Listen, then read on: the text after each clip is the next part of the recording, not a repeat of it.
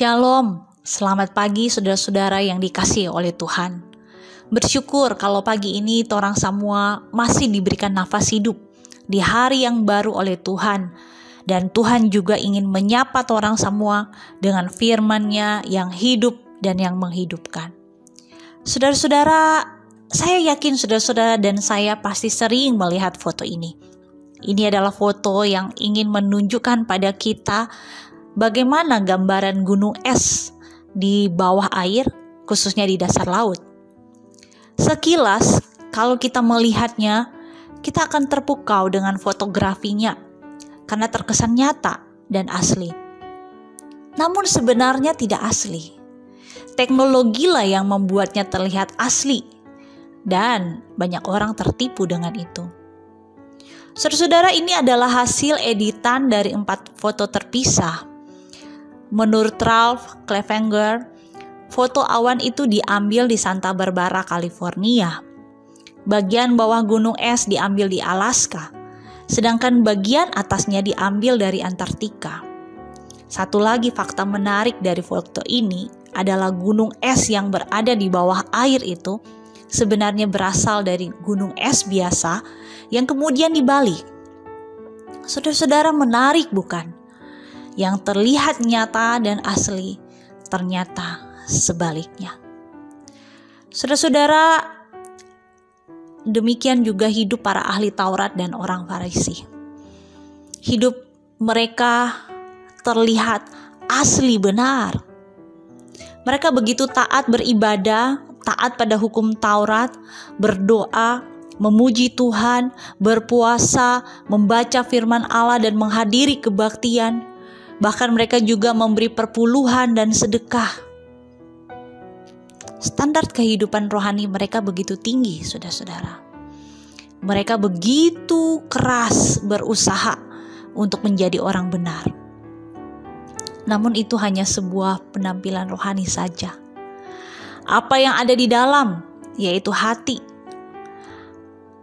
begitu kotor, arogan, penuh dengan kejahatan, dan tidak berkenan kepada Tuhan. Itu sebabnya saudara-saudara, Yesus menganggap kebenaran yang mereka lakukan bukanlah kebenaran yang asli, melainkan kebenaran yang palsu. Itu sebabnya Yesus berkata kepada orang-orang yang ikut Dia di dalam Matius 5 ayat 20, Dia berkata demikian. Maka aku berkata kepadamu, jika hidup keagamaanmu tidak lebih benar daripada hidup keagamaan ahli-ahli Taurat dan orang-orang Farisi, sesungguhnya kamu tidak akan masuk dalam kerajaan surga. Saudara-saudara, dari bagian ini Yesus mau mengingatkan kita bahwa standar kerajaan surga bukanlah hidup keagamaan yang sama seperti para ahli Taurat dan orang Farisi. Allah tidak akan terpukau dengan penampilan rohani kita. Kita mungkin terlihat aktif dalam kegiatan pelayanan rohani. Kita terampil dalam memimpin ibadah. Kita juga mungkin berlelah-lelah dan rela mengorbankan waktu kita untuk semua kegiatan rohani. Kita membantu orang lain, kita setia memberi persembahan, bahkan kita rajin membaca firman dan buku-buku rohani. Tetapi kita melakukannya hanya untuk dilihat orang lain bahwa saya rohani.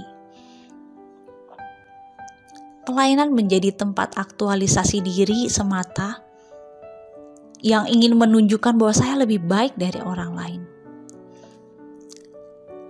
Celakanya saudara-saudara, jika pelayanan yang kita lakukan itu hanya untuk mendapatkan keuntungan.